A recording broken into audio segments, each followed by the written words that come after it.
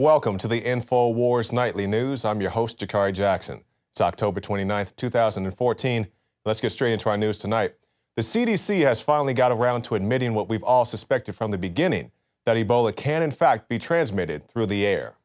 Kit, describe for radio listeners what we're looking at here. Well, the document on the left is from the CDC on October 16th. It's about the transmission of Ebola. It says nothing about droplet spread of Ebola. But now the CDC released another flyer on the right on Monday, the 27th, which does admit that, yes, Ebola can spread through droplets in the air. Now, we were attacked by, no exaggeration, hundreds of publications 2.5 months ago for saying this. We were just linking to the CDC's internal documents that were public but not really widely circulated, saying this too. So why do you think they're now, Kit, coming out and quietly admitting this? Because now even the mainstream media is forced to admit that, yes, Ebola can spread through droplets in the air. So now they're just slowly admitting, trying not to bring too much attention to themselves by quietly releasing this document, this new revelation. Well, this is what concerns me, is that it doesn't die right away in cold weather and spreads according to the Army. I know you have links to that in your article. Thank you, Kit Daniels. And I guess it was hard for them to get the official story straight, because when myself and Joe Biggs went to a hearing at the Texas State Capitol a few weeks ago, the Texas Health Commissioner, he jumps up there and he says, yeah, if you're sitting next to somebody on a bus or an emergency room and they cough or they sneeze on you, yeah, you can catch Ebola that way. We're like, well, that's airborne. And now the CDC is finally getting around to admitting that. So I guess right now they've finally got somewhat of a coherent story. Let's move on to some other news. The Raza promotes Washington Post guide on where people can vote without ID. Explain the Washington Post, Aaron Blake. Most states request some form of ID, but do not require it.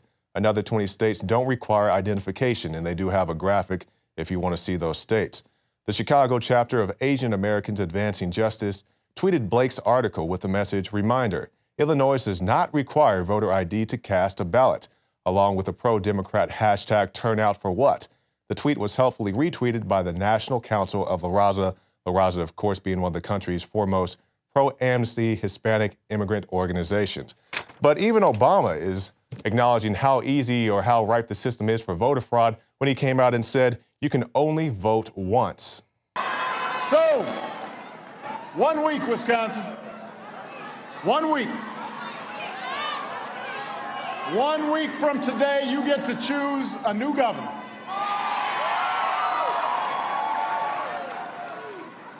And because early voting runs through this Friday, you don't have to wait till Election Day. You can vote all week. I mean, you can only vote once. This isn't Chicago now. And we see how easy the system is to game, because there's Project Veritas, who went out and got the voting ballot for Attorney General Eric Holder. And all they need to do is say, hey, I'm Eric Holder, I live at such and such address. Oh, here you go, Mr. Eric Holder. And this is a man who's a public figure, a political figure, well known within the United States, and it's that easy. So how hard would it be to say, hey, I'm Bob Brown from down the street, and oh, here you go, Mr. Brown. It's just another example of how silly the system is. And another silly example, the retaliation being brought against Cliven Bundy, the Nevada rancher who we documented earlier this year. Retaliation. Feds launched new land grab targeting Bundy family. A federal land grab being imposed under the guise of environmental protection in southern Nevada has been labeled an act of deliberate retaliation by Cliven Bundy, the rancher who was at the center of the standoff between BLM agents and armed militia groups earlier this year. On Sunday, the Bundy family posted a Facebook entry which asserted that the federal government is mounting retaliations against the Bundy family and the Southern Nevada people, after it was announced that the feds intended to designate about 1.8 million acres of land around the Gold Butte Range as critical to the environment. So these are the environmentalists, quote, who are running around killing the cattle from the Bundy Range, because you guys remember the BLM had the cattle within their fenced-in area, and they are running around shooting Cliven Bundy's cattle. And one of the big reasons they said they were doing this, because they said that the cattle were detrimental to the tortoise population, which wasn't the case. Because we found out the tortoises were actually benefiting from the cow dung and so much. But these environmentalists, you know, under the guise of, being environmental, running around shooting the cattle in the head. Didn't even resell the cattle or do something else with them. They went out there, shot them dead, and then they claimed they had the moral high ground. And of course, Harry Reid comes out and says, if you're somebody who enjoys your Second Amendment rights, you are a domestic terrorist because you can't come someplace where the feds are and be carrying a firearm.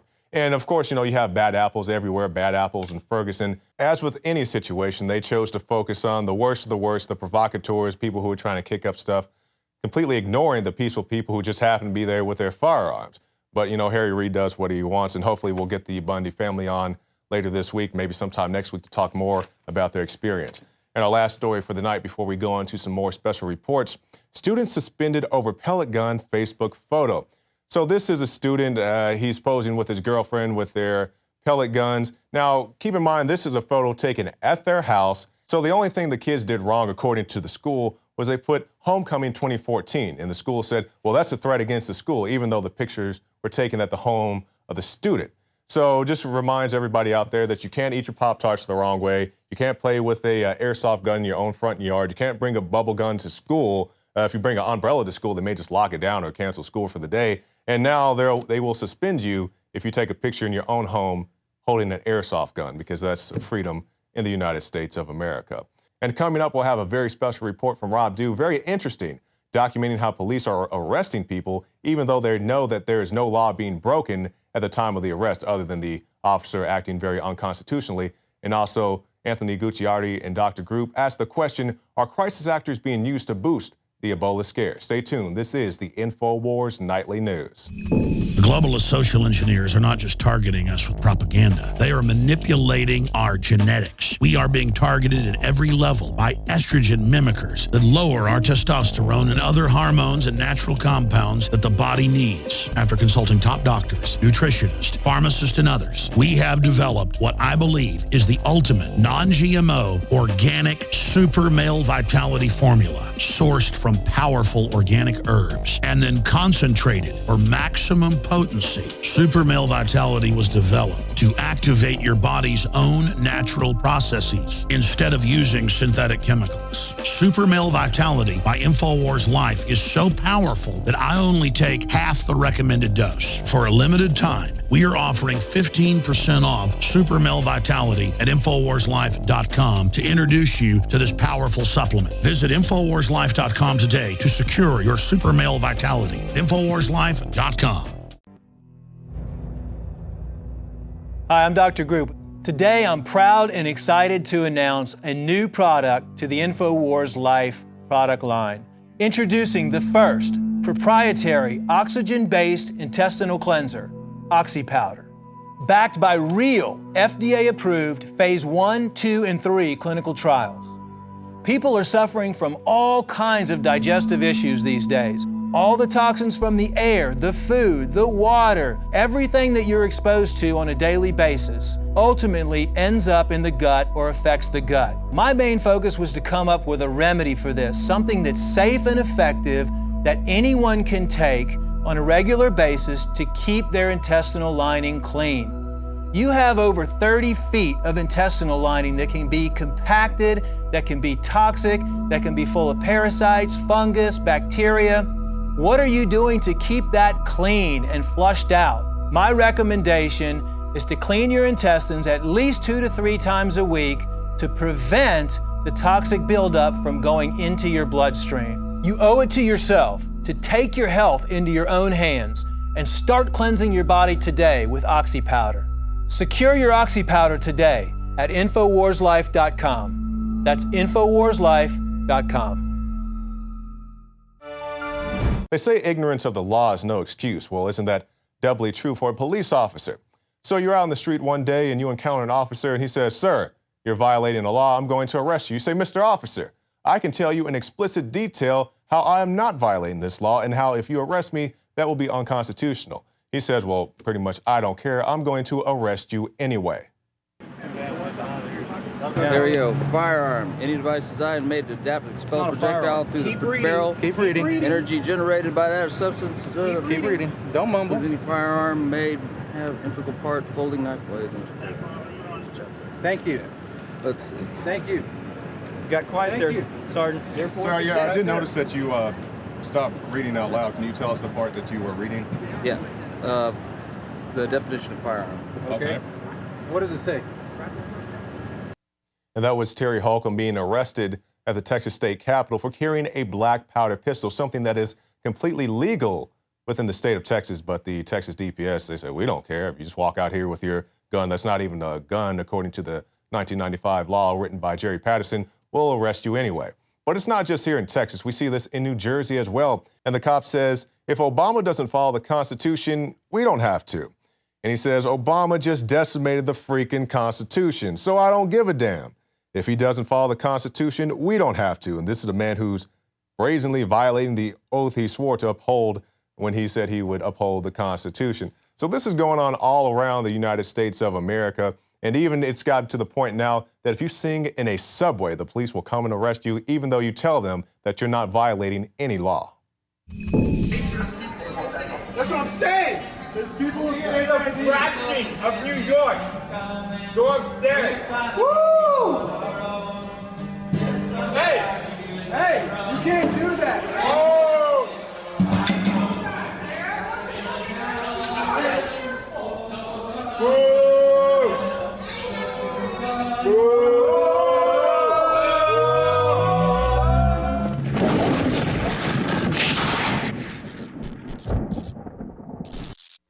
Rob Du here from INFOWARS.com, and I've got a story for you that's inspiring in so many ways.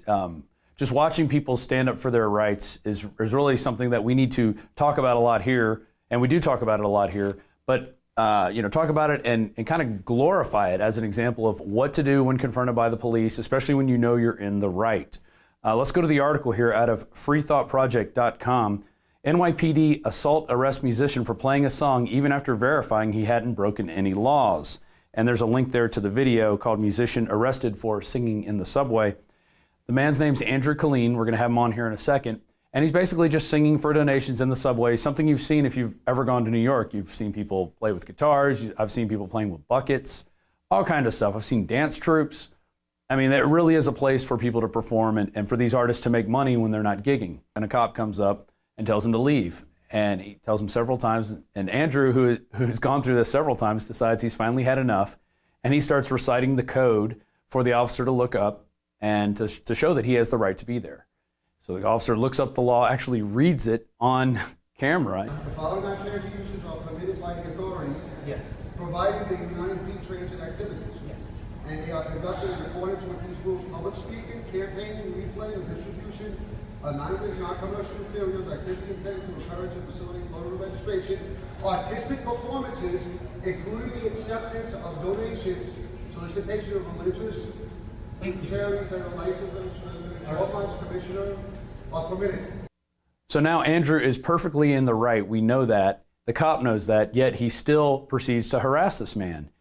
He takes his guitar off, he puts it down, Andrew puts it back on, starts singing again. And then finally he is arrested by, it looks like 2 cops and then another plainclothes cop. So we're seeing the law becoming more encroaching. So what do we have to do? We have to stand up for ourselves. And so that's what Andrew did. They arrested him for 5 hours. And he's been out for a few days. There have been numerous protests due to this.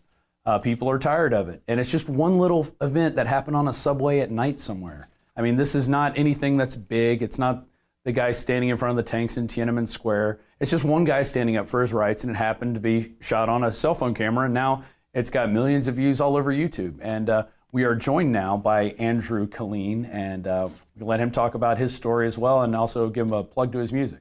I've read in different articles that you've been harassed by the cops before. Tell us about some of those experiences, and then why you decided to stand your ground. What made you actually want to do that at that particular point in time? Yeah, I think it's been fairly regular over I've been busking for almost 6 years now, and it's a fairly regular practice that they'll just ask you to stop, and I've been, I think, stopped about 6 times now, and after the 5th time, the time in April of this year, I stood my ground similarly to this one, and not quite as firmly. And I ended up with a couple of tickets, one for soliciting for money in the subway, which actually the law they wrote me up for is 1054.